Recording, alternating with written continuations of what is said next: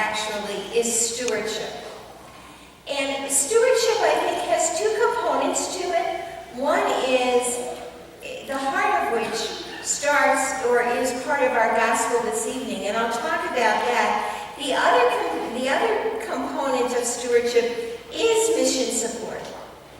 And I hope that through this sermon you will hear a little bit about how what you do with your life helps the church, the larger church, our Evangelical Lutheran Church of America, helps us to share God's good news, the essential elements of stewardship with the world. In our gospel reading tonight, we hear these wonderful words spoken from the heavens. This is my Son, the beloved, with whom I am well pleased. Now, what I think we can know because of who we are and because of who Jesus was, is that through Jesus, these words are addressed not just to Jesus, but they're addressed to every one of us. As Gracie Hope is baptized tonight, these words, "This is my child, my beloved," will be addressed to Gracie through the sacrament of holy baptism, through the water and the word that will be said. These words, "You are my child, my beloved," were addressed to each one of us in our baptisms. Through Jesus, God has claimed each one of us as his children. Through the gift of Jesus, this message, "You are mine, you are beloved," is a message for all people. In this message, living out the truth that we are God's and that we are God's beloved, living out the truth of that message is to me the very heart of stewardship. This message is also life-changing. I'd like to share with you tonight this true story. Fred Craddock was a preaching professor at Candler School of Theology at Emory University, and he was an ordained minister in the Disciples of Christ tradition. He tells of a time when he was on holiday in Tennessee. He and his wife were having dinner at a restaurant, and an old man started talking to them, asking them how they were doing, how they were enjoying their holiday. When the old man asked Fred Craddock what he did for a living, Fred said, "I'm a preacher." "A preacher," the old man said. "Let me tell you a story about a preacher." The old man sat down at the table with Fred and his wife and began to talk. He explained that he was born without knowing who his father was, a source of great shame in a small town at the beginning of the 20th century. One day, a new preacher came into the town, came to the local church. The old man explained that as a youngster, he had never gone to church. His mother had been too embarrassed, so they had never gone to church. But one Sunday, he knew that this new preacher was there, and so he thought he'd go to see what this was all about. He liked it. And so he kept going back. But he too was embarrassed, and he didn't know much about church. And so he'd come late, and he'd leave early. But one day, the boy forgot to leave early. He had gotten so caught up in the message of the preacher that he forgot to leave early. And so he was trying to sneak out of church, but there were people all around. Well, before he could reach the door of the church, the preacher came up to him and he said, "What's your name, boy? Whose son are you?" And the young child was mortified. He thought, "Oh, the preacher knows who I am. I shouldn't be here." The little boy died inside. What he had tried to avoid was now facing him smack on in the face. But before the little boy could say anything, this preacher leaned down, looked at that little boy in the eye, and said, "I can see the family resemblance. I know whose son you are. You're God's son."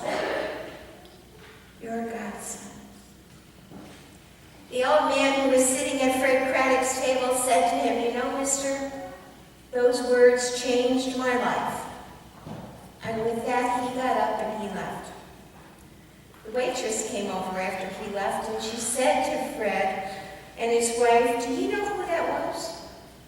And they said no. And she said, "You just met Ben Hooper, who was a 2-term governor of our state of Tennessee." These words, this truth, you and I are children of God, is one that changes lives. It's one that inspires hope. And it's one that we not only receive, but that through our actions we also practice.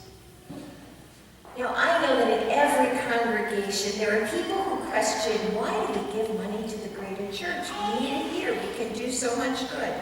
I understand that in many congregations there are people who wish to cut mission support to the Evangelical Lutheran Church in America, to the St. Paul Area Synod, for a variety of reasons.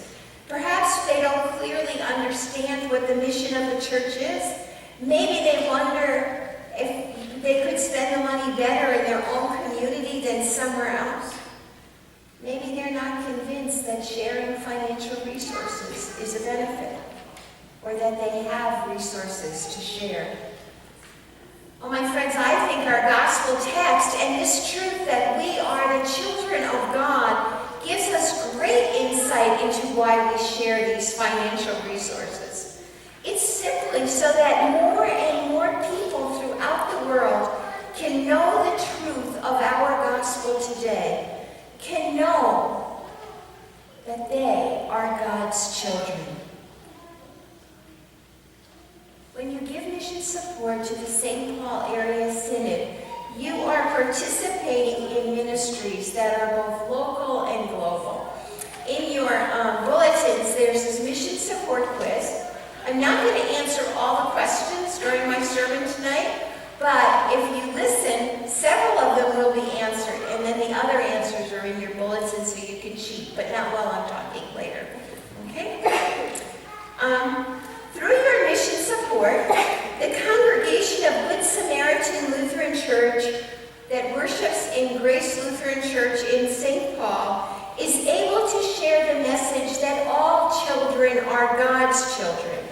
They share that message with the Hmong community and in the Twin Cities. These people, like the people of Joy Fellowship, which is another of our 9 mission starts, have come to the United States seeking dignity and a better life for their family. What is more crucial to their lives than to know that they are children of God, that they are beloved by God, these people who have suffered in ways we may never suffer? I think it's foundational that they know this truth. Your mission support makes that happen. Your mission support has extended the ministry of Showbeast Table, a wellness and food ministry among the homeless people of St. Paul. Through this outreach with food and care, people are learning that they are children of God and worthy of being loved. I have to tell you that my son just received his PhD, and at one point in the last couple of years, he asked me to come to his class at the University of Minnesota to do I was his show and tell how I inspire community was the idea. And with me that day was another show and tell person. It was a police officer in the city of St. Paul who works among the homeless. And he said to me, so we were meeting each other before class, and he said to me, well, who are you, what do you do? And I introduced myself, and I said I was a Lutheran pastor, and he said, I love the Lutherans. He said, they have done more. The Lutheran Church in our city has done more for the homeless people in St. Paul than he knew of anyone else. And he said that, he actually offices out of one of our churches in the city of St. Paul. So through your gifts, that ministry is being enabled. You're telling people they are God's beloved children. And that's a message that they need to hear. Through your mission support, young adults in our 26 Lutheran colleges and universities receive the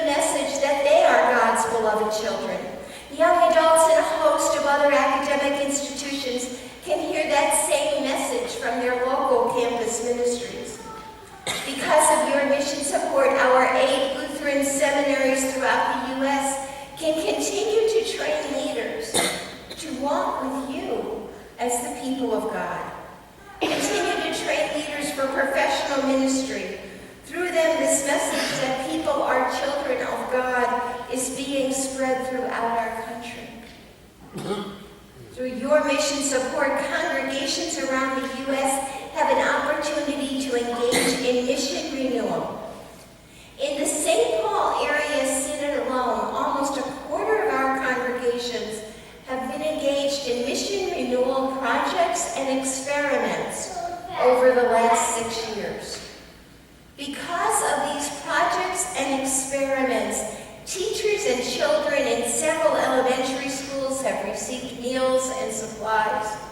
Because of these projects and these experiments, men and women who live in senior housing or nursing homes have received pastoral care.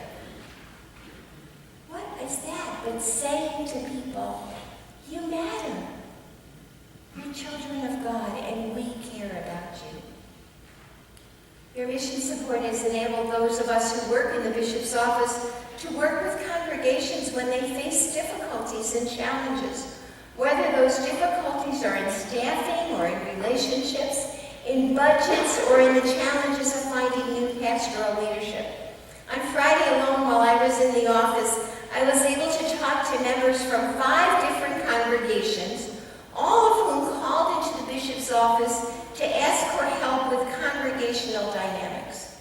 Now that doesn't include the emails that I answered, just as the phone calls that I took and spent time with. I view this work as critically important because as I do that, I'm inviting people into the mystery of God's love for us. And I can do that because of your mission support. Over 38% of the mission support that you share with the St. Paul Area Synod is used to support congregations like you and their leaders. Katie Menke is one of your own members. Right now she's working for a year in Argentina as part of the Evangelical Lutheran Churches in America Young Adults and Global Mission. That's kind of like the ELCA's YAGM. Don't you love those acronyms, whatever they're called, those little abbreviations? I have every expectation that this year is going to change Katie's life. And that through her work, the good news that the people with whom she works are children of God, beloved of God, will be spread. Your mission support not only helps Katie to do that, to be there, to do this life-changing work, but it also helps 60 other young adults do this work in 9 countries in the world. A few years ago, a remote village in China asked for help to buy an incubator for their babies who were ill in the hospital.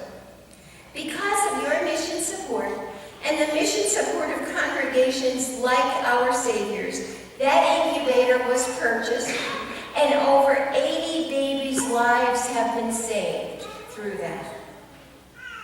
That's a very practical example of the ways our missionaries in 40 countries in the world and the projects we worked cooperatively with other people in over 40 other countries. It's practical ways of telling them that they are children of God and beloved of God. I know that Our Savior's is a generous congregation. You support Hastings Family Services with your donations of time and money. Your Servant Road organization was active in Mexico and is now active in the Dominican Republic. You've partnered with a congregation in Tanzania. All of this I know that you do not for any fame or glory on your part, but in order to share this very essential message that people, all people, are God's children and beloved by God. I thank you for the ways that you do that here at home and across the world. And I encourage you to grow in your faith and in your good works by sharing your resources so that others can know they are God's children and beloved by God. I recently heard a statistic that fully 96% of our Lutheran congregations in the United States are engaged in a hunger ministry of some kind. What that says to me is that our church has a heart for God's people, and that we're dedicated to sharing this message of God's love with them in very practical ways. And every one of our 96% of our congregations are trying to do that. But you and I, we're just a few people. You and I can affect just a few places. Through our mission support, however, we extend our reach to communities throughout the world, throughout our country. Through our mission support, we extend our reach to people and places we can only dream about.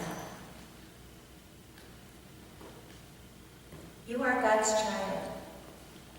You are God's beloved.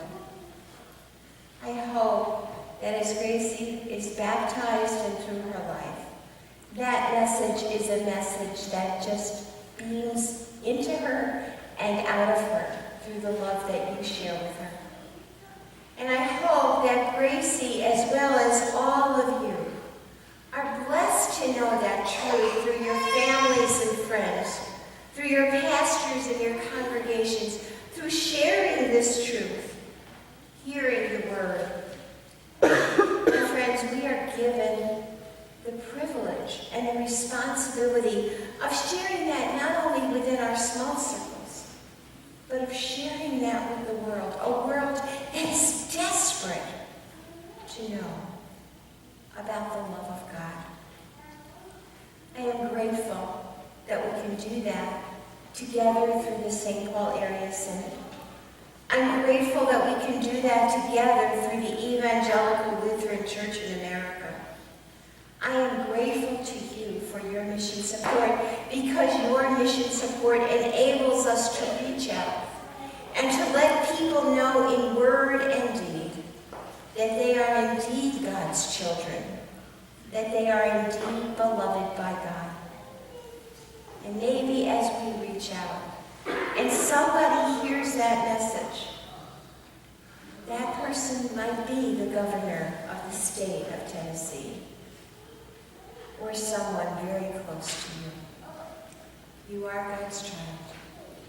You are God's beloved. Hear that message and share it. Amen.